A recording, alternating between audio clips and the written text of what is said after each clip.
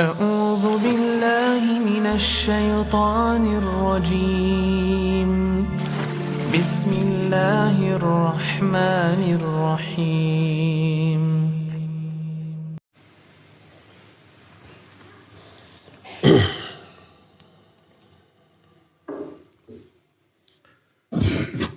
إن الحمد لله نحمده ونستعينه ونستغفره ونعوذ بالله من شرور أنفسنا وسيئات أعمالنا من يهده الله فلا مضل له ومن يضلل فلا هادي له وأشهد أن لا إله إلا الله وحده لا شريك له وأشهد أن محمدا عبده ورسوله يا أيها الذين آمنوا اتقوا الله حق تقاته ولا تموتن إلا وأنتم مسلمون أما بعد فإن أصدق الحديث كتاب الله وخير الهدي هدي محمد صلى الله عليه وآله وسلم وشر الأمور محدثاتها وكل محدثة بدعة وكل بدعة ضلالة وكل ضلالة في النار. قال الله تعالى في كتابه الكريم أعوذ بالله السميع العليم من الشيطان الرجيم يا أيها الذين آمنوا إن جاءكم فاسق بنبأ فتبينوا أن تصيبوا قوما بجهالة فتصبحوا على ما فعلتم نادمين. Hadirin sidang Jumat yang Allah muliakan, Jumat lalu kita sedang membahas orang yang dibenci oleh Allah karena kotornya hati, kerasnya hati, atau berpenyakitnya hati. Kondisi hati itu terwujud dalam perbuatan yang dilakukan oleh anggota badan. Hatinya buruk, perbuatannya buruk. Orang yang memiliki hati yang dibenci oleh Allah akan melahirkan perbuatan-perbuatan yang juga dibenci oleh Allah. Salah satu di antara hadis yang menerangkan orang dengan amalan yang dibenci oleh Allah adalah diterangkan dalam hadis sahih riwayat Imam Muslim, Innallaha yarda lakum thalatha wa yasqatu lakum thalatha. Sungguhnya Allah ridha kepada kamu dalam 3 hal dan benci atau murka kepada kamu dalam 3 hal. Karena kita sedang membahas orang-orang yang dibenci oleh Allah, kita akan membahas bagian kedua dari hadis ini. Innallaha yaskhatu lakum thalathan. Allah membenci kamu tentang 3 hal. Pertama adalah qila wa qal. Kedua wa kasratus su'al. Ketiga wa idha'atul mal. Biasanya ketiga-tiganya dimiliki oleh orang yang dibenci, dimurkai oleh Allah. Pertama adalah qila wa qala. Qila wa qala ini bahasa kitanya sekarang penyebar hoax, berita bohong. Kalau dahulu hanya secara lisan, kalau sekarang melalui media sosial, melalui Facebook, melalui YouTube, melalui WhatsApp atau media sosial lain. Ada berita datang, nggak dicek benar atau tidaknya, langsung disampaikan lagi. Seringkali berita ini menebar rasa takut kepada masyarakat. Sehingga berkata Ibnu Abbas radhiyallahu anhuma, yang dimaksud qila wa qal yakni al-iktsar minal kalam wal irjaf. Memperbanyak menyebar berita dan menebar ketakutan yang membuat orang-orang takut ketika mendengar berita ini. Jadi Nabi SAW menyatakan salah satu orang yang menyebabkan dia itu dimurkai, dibenci oleh Allah adalah qila wa qal. Menyebar berita, terlebih berita itu membuat orang-orang takut, padahal berita itu sekadar berita bohong yang belum tentu kebenarannya. Dan ini perbuatan yang jelas dosa. Kata Nabi SAW, kafa bil mar'i ithman idza haddatsa kullama sami'a. Cukuplah seseorang itu berdosa apabila dia membicarakan, menyampaikan semua berita yang dia dengar. Dosa itu. Makanya tak heran dibenci, dimurkai oleh Allah Azza wa Jalla. Padahal Allah sudah wanti-wanti itu dalam Al-Quran. Ya ayyuhalladzina amanu in ja'akum fasiqum binaba'in fatabayyanu an tusibu qauman bijahalah fatusbihu ala ma fa'altum nadimin. Hai orang-orang yang beriman, apabila datang orang fasik membawa berita, selidiki dulu, cek dulu kebenarannya, jangan langsung disebar. Fatabayyanu antusibu qauman bijahalah, agar kalian tidak menimpakan musibah kepada orang lain karena kebodohan kalian. Fatusbihu ala ma fa'altum nadimin, lalu kalian menyesal karena apa yang sudah kalian lakukan. Ini dilarang oleh Allah. Ketika larangan Allah dilanggar, ya dosa. Makanya Nabi mengatakan kafa bil mar'i itsman idza haddatsa kullama sami'. Cukup seorang itu dianggap berdosa kalau dia membicarakan apa saja yang dia dengar dari orang lain sebelum dicek kebenaran dari berita ini. Oleh karena itulah maka wajib kita hindarkan karakter buruk seperti ini, selalu membicarakan apa yang kita dengar, terlebih kalau yang kita dengar ini keburukan, kejelekan tentang orang lain, akhirnya kita terjerumus ke dalam ghibah yang diharamkan oleh Allah Azza wa Jalla. Inilah amal pertama yang menyebabkan pelakunya dibenci. Yang keduanya wa kasratus su'al, memperbanyak soal. Dijelaskan oleh para ulama ada dua makna soal. Makna yang pertama, banyak bertanya dengan pertanyaan yang bila dijawab itu tidak berfaedah, tidak manfaat bagi kita.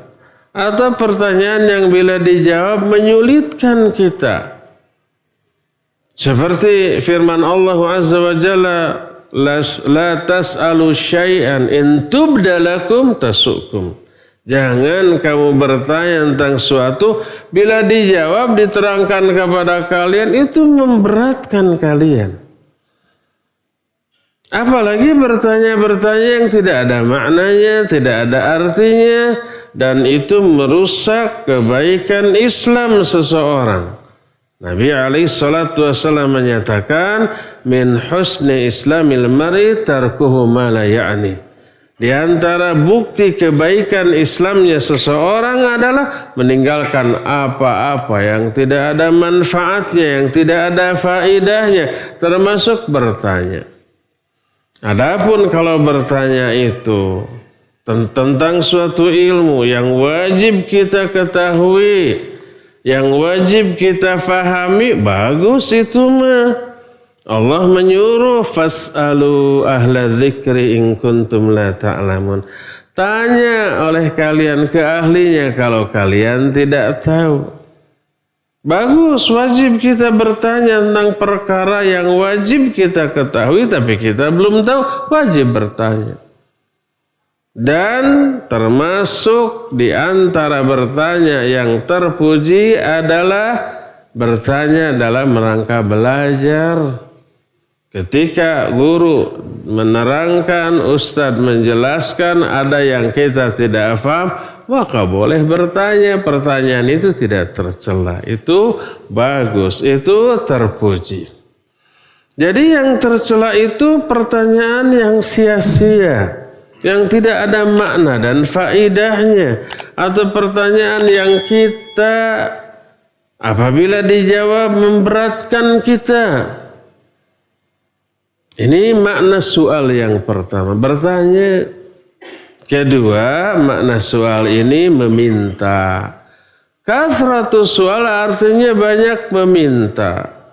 Meminta adalah hal yang tercela, sehingga oleh para ulama di antara Imam An-Nawawi dalam kitab Riyadhus Shalihin itu menetapkan satu bab yang diberi judul Dzammus Su'al, tercelanya meminta. Meminta apa? Meminta untuk kepentingan sendiri dalam rangka menambah atau memperkaya diri. Ini yang tercela.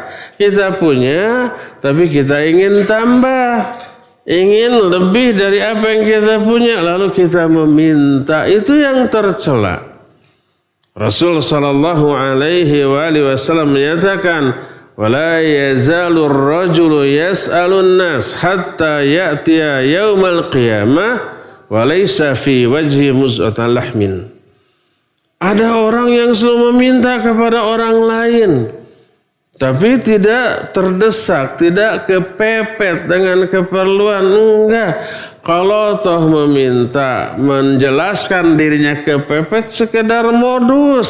Sering disebutkan bahwa aduh saya kepepet, istri saya sakit, anak saya kelaparan, oh saya mau diusir dari kontrakan, akhirnya minta. Padahal bohong, sekadar menarik rasa iba orang kepada dirinya. Maka itu termasuk ini. Kata Rasul sallallahu alaihi wasallam, ada orang selalu minta kepada orang lain sampai pada hari kiamat dia datang dalam keadaan wajahnya ini enggak berdaging sama sekali, cuma tengkorak saja. Dan itu bukti kehinaan dia pada hari kiamat. Dicela oleh banyak orang lain mah utuh daging di wajahnya, ini mah habis tidak ada. Berdasarkan hal itulah maka meminta yang seperti ini tercela dan dibenci oleh Allah. Makanya Rasul sallallahu alaihi wasallam menyatakan poin yang kedua yang menyebabkan seseorang dimurkai, dibenci oleh Allah, banyak meminta atau banyak bertanya ya sesuatu yang enggak ada faedahnya. Wajib kita hindarkan dua hal ini agar apa? Agar kita terhindar dari murka dan kebencian Allah Azza wa Jalla.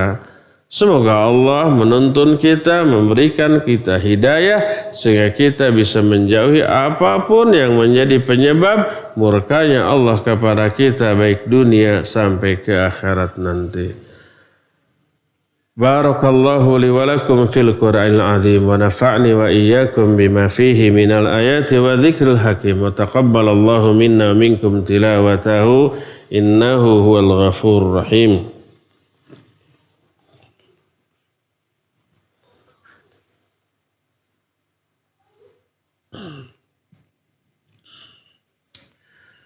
Alhamdulillahilladzi anzala as-sakinata fi qulubil mu'minin liyazdadu imanan ma'a imanihim walillahi junudus samawati wal ard wa kana Allahu aliman hakima wa asyhadu an la ilaha illallah wahdahu la syarika lah iqraran bihi wa tauhidan wa asyhadu anna Muhammadan abduhu wa rasuluh sallallahu alaihi wa ala alihi wa ashabihi wa sallama tasliman mazida wa ba'd. Ayuhal hadirun usikum wa nafsi bitaqwallahi faqad fazal muttaqun. Hadirin sidang Jumat yang Allah muliakan, amalan ketiga yang akan menyebabkan seseorang dimurkai oleh Allah adalah wa idha'atul mal, menyia-nyiakan harta. Ada beberapa bentuk menyia-nyiakan harta. Yang pertama adalah tentu saja membelanjakan harta untuk sesuatu yang haram, untuk sesuatu yang Allah larang, Harta dipakai umpamanya untuk membeli sesuatu yang haram, untuk mabuk-mabukan, untuk berjudi, untuk berzina, untuk membangga-banggakan diri di hadapan orang-orang yang tidak mampu.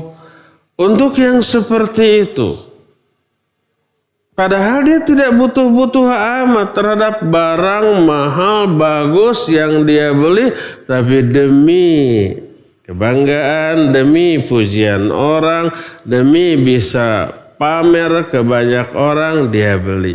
Itu termasuk menyia-nyiakan harta, yaitu membelanjakan harta untuk hal yang haram. Apapun yang diharamkan, membeli umpamanya makanan yang diharamkan, membeli rokok untuk kemudian dihisab, termasuk idha'atul mal, dibuang, dibakar begitu saja untuk meraih penyakit dan racun yang memperlemah kondisi tubuhnya. Rokok yang dihisap mengandung ribuan racun kimia, selain juga nikotin, membakar paru-paru, jantung, dan organ-organ vital dalam tubuh kita rusak dengan uang yang kita keluarkan. Uangnya nggak seberapa, mungkin 1 batang 2.000, rusak. Nggak ada manfaat, ada madarat. Itu idha'atul mal. Kelak akan dimintai pertanggungjawabannya oleh Allah. Ketika menghisapnya Allah benci dan murka, dan kelak akan dihisab, dan hasil hisabnya melahirkan azab yang sangat pedih. Itu termasuk idha'atul mal. Yang pertama, membelanjakan harta untuk hal yang haram. Yang kedua, termasuk juga menyia-nyiakan harta adalah membelanjakan harta untuk sesuatu yang tidak melahirkan pahala bagi dia, walaupun tidak dosa. Contohnya apa? Ya, contohnya tadi membeli barang-barang yang sebenarnya tidak dibutuhkan, tapi dia beli. Yang ada masih bagus, dia ganti dengan yang baru. Ada manfaat enggak? Enggak ada, selain kebanggaan dan kesenangan. Ada pahala di sana? Enggak ada pahala di sana. Adapun kalau umpamanya uang itu dipakai untuk membelikan makanan, untuk menafkahi keluarga, anak, istri, menyenangkan teman-teman, ada manfaatnya? Ya, ada manfaatnya. Untuk diri sendiri, untuk keluarga, untuk kawan-kawan, jelas ada manfaatnya. Dan itu tidak termasuk di antara menyia-nyiakan harta. Bahkan ibadah. Ada tamu datang disuguhi, itu tanda keimanan. Itu ibadah, ada pahala. Man kana yu'minu billahi wal yawmil akhir falyukrim dhaifah. Siapa orang yang beriman kepada Allah dan hari akhir, muliakan tamu. Dan cara memuliakan tamu yang paling umum di setiap tempat dengan menjamu mereka dengan makanan. Ada manfaat, ada. Mereka menjadi senang, menjadi akrab, menjadi manfaat bagi semua pihak. Dan ini bukan menyia-nyiakan harta. Berdasarkan hal itu, maka perhatikan hartamu setelah kamu memperoleh harta dengan cara yang halal. Kemana harta itu dibelanjakan? Harta itu yang halalnya tetap dihisab. Ketika kita menggunakannya untuk sesuatu yang haram, maka akan menjadi azab. Walaupun harta yang kita belanjakan itu harta yang halal. Ketika diperiksa dari mana harta ini, halal, oke, selamat. Terus yang kedua, untuk apa harta ini dipergunakan? Oh, untuk sesuatu yang haram, maka diazab. Wujud kebencian Allah yang nyata di akhirat atas perbuatan itu adalah ditimpakannya azab yang dahsyat kepada orang seperti itu. Inilah 3 hal yang dibenci oleh Allah, dan 3 hal yang buruk yang dilakukan oleh seseorang ini menjadi indikator buruknya hati dia, menjadi tanda jeleknya kondisi jiwa dia disebabkan mungkin karena dosa-dosa dan maksiat yang dilakukan. Semoga Allah menyelamatkan kita semua dari semuanya yang tadi disebutkan. Innallaha wa malaikatahu yusalluna 'alan nabi ya ayyuhalladzina amanu sallu 'alaihi wa sallimu taslima. Allahumma shalli 'ala Muhammadin nabiyyin ummi wa 'ala alihi wa sahbihi wa sallim. Allahumma ighfir lil mu'minina wal mu'minat wal muslimina wal muslimat al ahya'i minhum wal amwat. Rabbana zalamna anfusana wa illam taghfir lana wa tarhamna lanakunanna minal khasirin. Rabbana hab lana min azwajina wa dhurriyyatina qurrata a'yun waj'alna lil muttaqina imama. Rabbana awzi'na an nashkura ni'mataka allati an'amta 'alaina wa 'ala walidayna wa an na'mala salihan tardah. وأصلح لنا في ذريتنا إنا تبنا إليك وإنا من المسلمين. ربنا هب لنا من الصالحين. ربنا هب لنا من لدنك ذرية طيبة إنك سميع الدعاء. ربنا اجعلنا مقيم الصلاة ومن ذريتنا ربنا وتقبل دعاء. اللهم أجرنا من النار. اللهم أجرنا من النار. اللهم أجرنا من النار. اللهم ارزقنا حسن الخاتمة واجعلنا برحمتك من أهل الجنة. اللهم ارزقنا حسن الخاتمة واجعلنا برحمتك من أهل الجنة. اللهم ارزقنا حسن الخاتمة واجعلنا برحمتك من أهل الجنة. ربنا لا تزغ قلوبنا بعد إذ هديتنا وهب لنا من لدنك رحمة إنك أنت الوهاب. ربنا آتنا في الدنيا حسنة وفي الآخرة حسنة وقنا عذاب النار. سبحان ربك رب العزة عما يصفون والسلام على المرسلين والحمد لله رب العالمين. آمين يا رب العالمين. أقول قولي هذا واستغفر الله لي ولكم وأقيموا الصلاة.